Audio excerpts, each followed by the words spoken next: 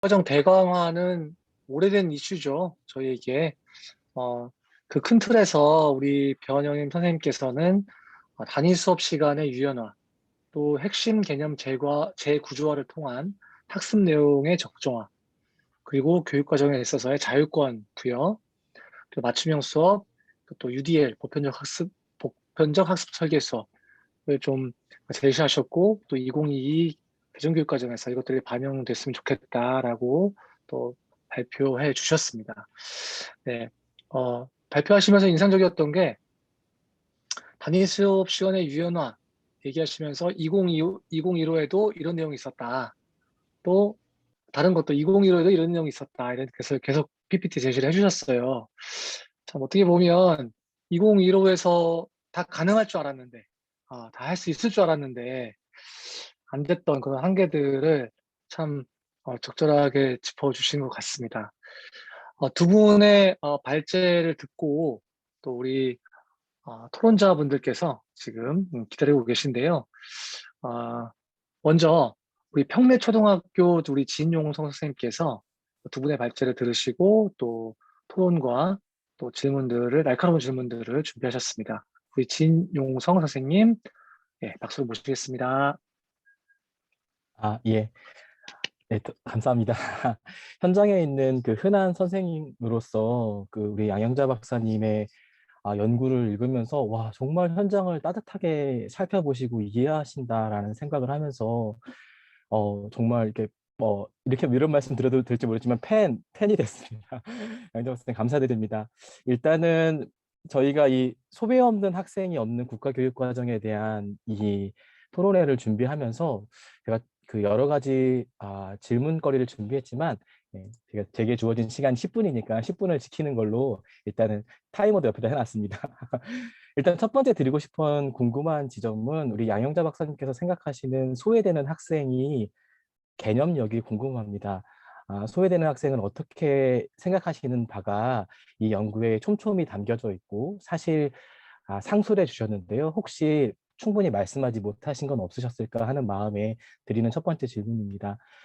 실제로 그래서 저도 한번 워드 크라우딩을 한번 해봤습니다. 이건 이제 웹에 있는 여러 가지 최근 주요 뉴스들을 한 100개 정도를 웹 크롤링을 하고 워드 크라우딩을 해보니까 소외되는 학생이라는 키워드를 가지고 나오는 양상입니다. 보니까 장애를 가진 학생, 이 소외되는 학생과 관련된 33.3%, 우리 사회에서 이렇게 고민하고 있구나. 그리고 그 다음은 가난한 학생, 그 다음에 소외된 지역과 지방 학생 친구들, 그리고 특수학급의 학생, 그리고 배움에서 소외된 학생, 부진 학생, 영재 학생 이런 수준으로 좀 진행이 됩니다.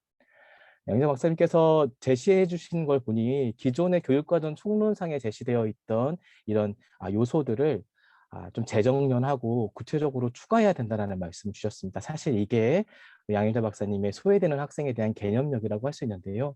하나하나 살펴보니까 지금 우리 현재 우리 시민들이 고민하고 있는 소외되는 학생을 충분히 포함해서 추가해야 된다는 유의미한 제언으로 확인할 수 있습니다. 예를 들면 사회 경제적 지위에 의한 소외는 기존의 교육 과정에는 없는데 그것을 재현해 주신 부분이나 장애에 의한 소외도 기존의 이제 교육 과정 앞부분에는 없는데 분명히 여기에 이제 명시해 주신 것, 이것이 이제 정말 유의미한 제언이라고 생각이 됐는데요.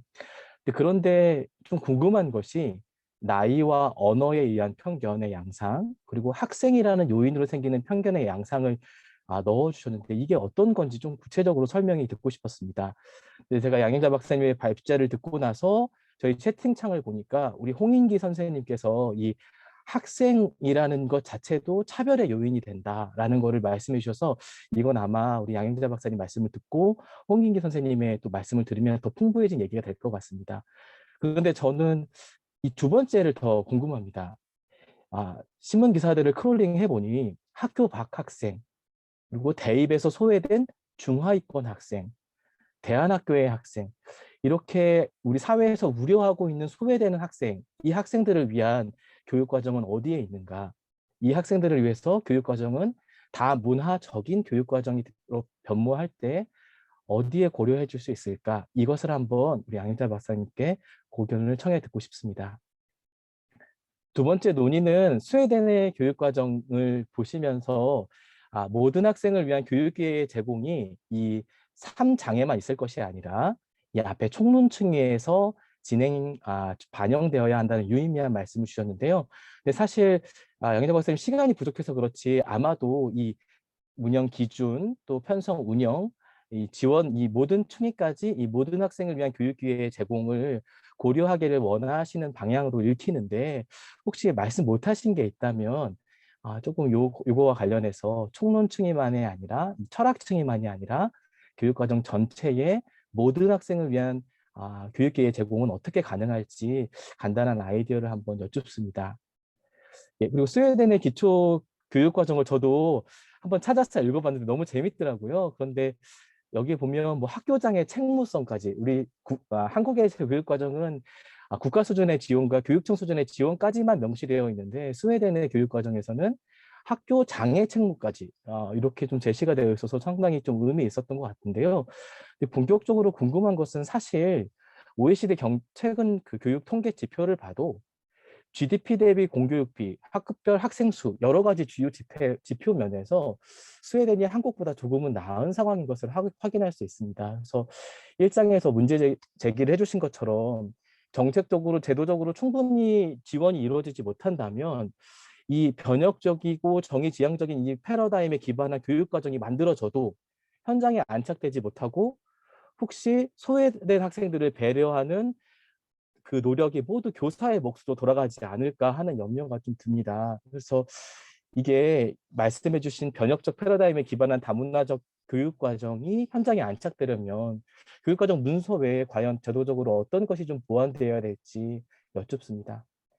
마지막 네 번째 논의는 생략하고요. 마지막 논의는 사실 저도 이렇게 흔한 선생으로서 최근에 이제 기초학력 평가, 두드림 학교, 학교안 대안교실 등의 업무를 계속 담당하고 있습니다. 그래서 소외된 학생을 만나고 그 가정을 만나고 그래서 이 학생들을 지원해주는 학교 밖의 프로그램이 뭐가 있을까를 계속 고민하는데요. 이거 할 때마다 고민은 우리 교육과정에서 평가원에서도 사실 수행평가 관련된 여러 가지 문서들을 이렇게 출간해 주셨는데 거기에서도 아주 우수, 보통 노력 요함으로 우리 학생들을 학력에 따라서 평정하고 지도하고 59점은 학습 부진이고 61점은 학습 부진이 아니다라는 식으로 구분하는 조금 한계가 있습니다. 그런데 사실 이런 업무를 담당하다 보면 늘 마주하는 현실 중에 하나는 이주민 가정의 학생의 아이가 형편도 어렵고 이 언어적 능력도 떨어지고 기초학력도 부족하고 발표력과 자신감마저 떨어진다는 겁니다. 그래서 복합적이고 중증적으로 나타내는 이런 소외 현상이 있는데 이걸 과연 우리가 어떻게 대처해 줄 수 있을까? 소외되는 학생들을 위해서. 그리고 정말 본질적으로는 여러 이외에서 배움에서 소외된 학생들이 있는데 이 학생들을 어떻게 제대로 진단하고 좀 지원해 줄 수 있을까? 예, 이 배움에서 소외되는 것이 사실 소외되는 학생의 본질적인 것일 텐데 이 두 가지 부분에 대해서 의견을 여쭙습니다. 예, 우리 변영희 선생님, 제가 너무 발제를 재밌게 읽어가지고 오늘 발표도 너무 훌륭하게 제가 들었는데요. 사실은 그 현장에서 단위 수업 시간의 유연화가 현재는 이제 35분으로 진행이 되고 있잖아요. 그런데 실제 이러다 보니까 학습하는 시간이 15분도 안 되는 것 같습니다. 그래서 기존의 초등은 학습을 이제 활동 3까지 한다면 지금은 활동 1이나 2 정도에서 마무리되게 되는데요.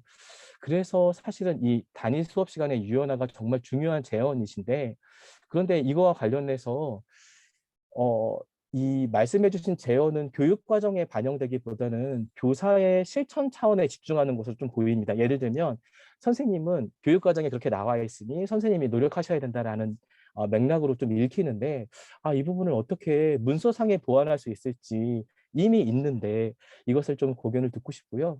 한 가지는 발제지 원문에 14명의 학생과 27명의 학생을 지도하시면서 경험의 차이를 적어주셨어요. 그래서 실제 단위 수업 시간 속에서 학생들과 어떻게 상호작용하는 게 상호작용 시간 자체가 참 중요한데 이 단위 시간 유연화의 궁극적인 목적은 이 학생 한 명 한 명을 유의미하게 만나고 그 시간의 증가라고 봤을 때 이 유연화를 교사의 재량이나 전문성에만 맡길 것이 아니라 국가교육과정 차원에서 단위 시간에 대한 원칙과 허용이 있는 것처럼 학급당 학생 수를 조금 이렇게 적절하게 원칙과 허용을 만들면 어떨까라는 제안을 드려봅니다. 두 번째는 핵심 개념 재고조화. 예, 지금 현재 교육 과정이 백워드 디자인에 기반해서 일반화된 지식과 핵심 개념이라는 용어가 교육 과정 내용 체계표 안에 들어와 있는데, 그런데 이것이 지금 변영인 선생님 말씀처럼 우리 선생님들께서 활용해서 무언가 교육 과정을 새로 이렇게 선생님 수준에서 선생님만의 교육 과정을 만들기가 좀 어려운 지점이 있다라는 말씀을 주셨습니다. 그래서 이것을 조금 적정화를 해서 우리 선생님들이 이 본질적인 수업을 하실 수 있게끔 좀 지원해야 된다는 말씀을 주셨는데, 근데 이것도 역시 이 주체가 누가 될 수 있을까? 이것을 할 수 있는 주체가 누구일까? 각 교과의 전문가분들이 할 수 있을까? 아니면 이런 고민을 많이 해오신 우리 변영희 선생님 같은 분이 하실 수 있지 않을까? 아무래도 열정과 시간을 많이 쏟으셨을 것 같은데, 이렇게 하려면 우리가 현재 교육 과정을 준비하는 단계에서 어떤 게 필요할까를 좀 듣고 싶습니다. 네, 3번을 생략하겠습니다. 4번 마지막으로 말씀드리면, 저는 이제 현장의 흔한 선생님으로 이제 작년에 온라인 수업 그 대란을 겪으면서 인터넷 환경과 가정 상황이 다르고 건강상의 장애가 있든 없든 이 아이들을 위해서 수업 영상에 자막을 입히고, 그리고 학생들이 대답할 때 꼭 말로만이 아니라 줌에 뭐 낙서하기도 하고 채팅으로 답하기도 하는 것을 나중에 이제 경험을 통해서 알았습니다. 이게 이제 2000 그러니까 작년 겨울방학 때 이게 보편적 학습 설계구나, UDL이구나라는 것을 알게 되었는데요. 그래서 정말 변영현 선생님 말씀처럼 이런 것이 필요하다는 거에 동의합니다. 그런데 이런 맞춤형 수업이나 보편적 학습 설계가, 그러니까 모든 학생의 다양한 특성과 요구를 모두 다 충족해 줄 수 있는 이런 수업을 하기 위해서 현재 환경적인 제도적인 토양이 충분한지, 이게 정말 궁금합니다.